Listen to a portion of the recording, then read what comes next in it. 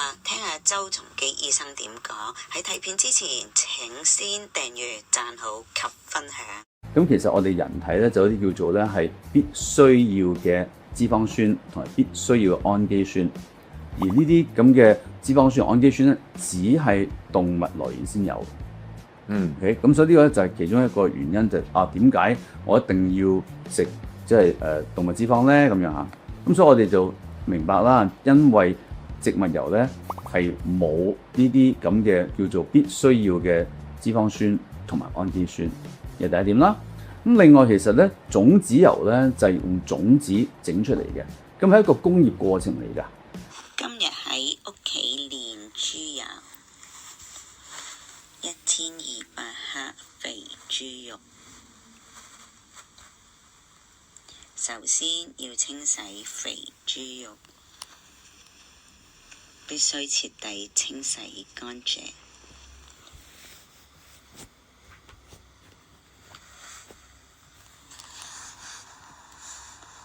要捽下佢啦，有時嗰啲紅色嘅血跡呢都可以出力啲，加力出力捽乾淨佢。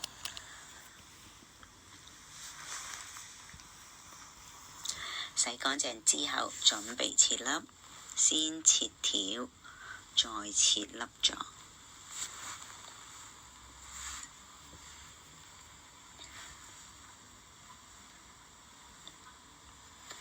切細粒啲，比較容易出油。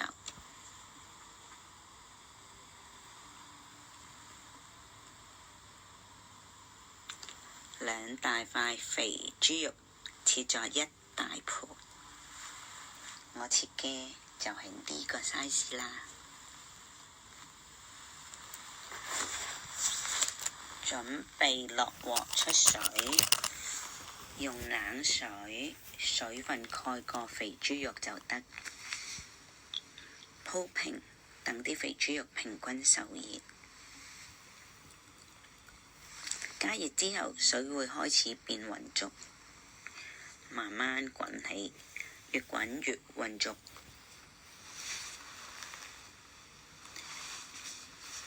將豬肉裏邊唔好嘅物質逼出嚟。等緊出水之際，先準備隔篩嘅容器，唔可以有水分，仲要加啲冰水加速散熱。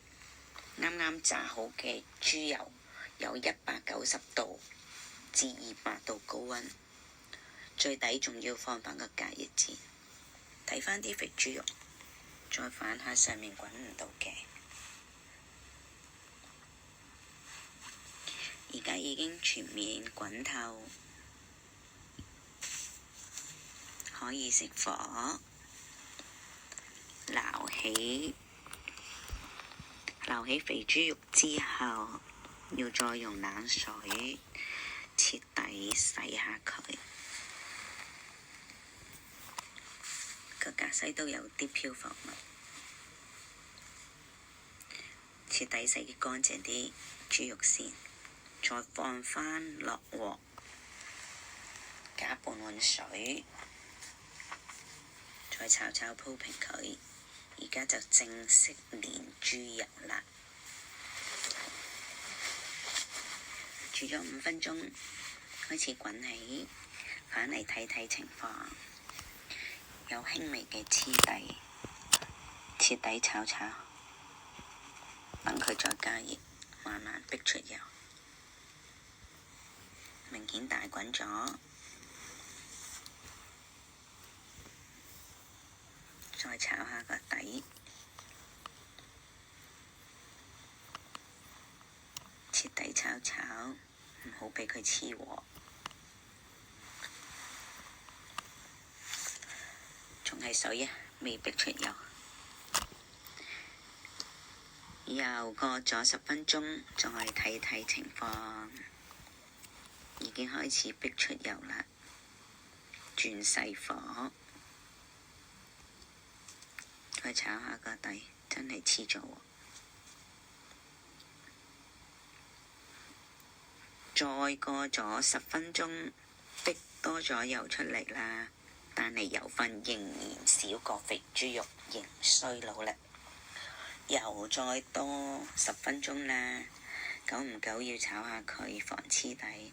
多咗好多油，而且好清澈，離成功邁進一大步。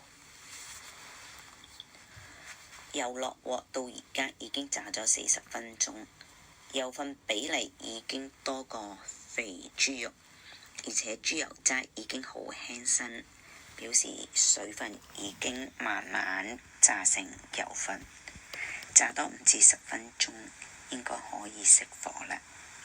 豬油渣已經炸至焦黃色。炸豬油除咗用水炸，亦都可以白鑊炸。用水炸豬油反而唔會彈油，有輕微黐底。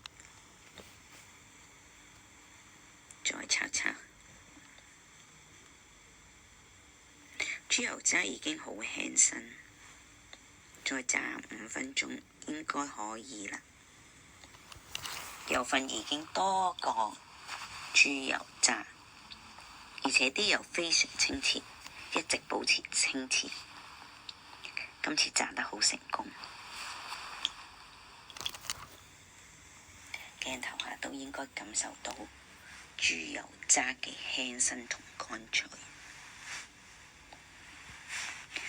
油落鑊開始炸，一共5分鐘，已經熄咗火啦，餘溫仲繼續炸緊。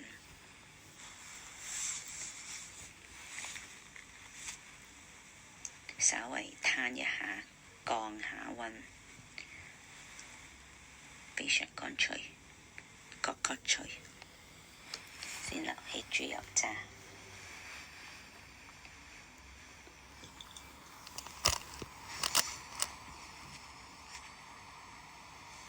糾正一下，今日炸豬油嘅時間一共用咗50分鐘。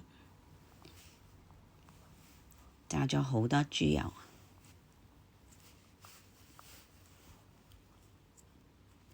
除咗大粒豬油渣，底部仲有一啲碎濕濕嘅豬油渣，啲油非常清，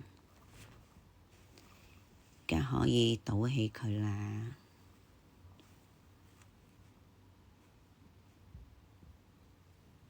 攤50度左右，再倒入玻璃樽。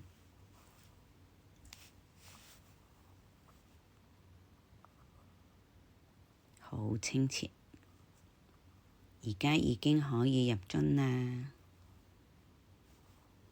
今日1200克肥豬肉，一共煉出1000 ml 嘅豬油。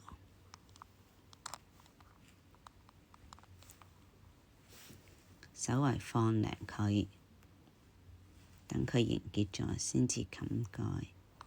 3個鐘啦。已經成為好雪白嘅豬油膏啦，非常雪白。冚蓋之後放喺室溫可以保存3個月，放雪櫃就可以保存6個月。歡迎訂閱，多謝收看。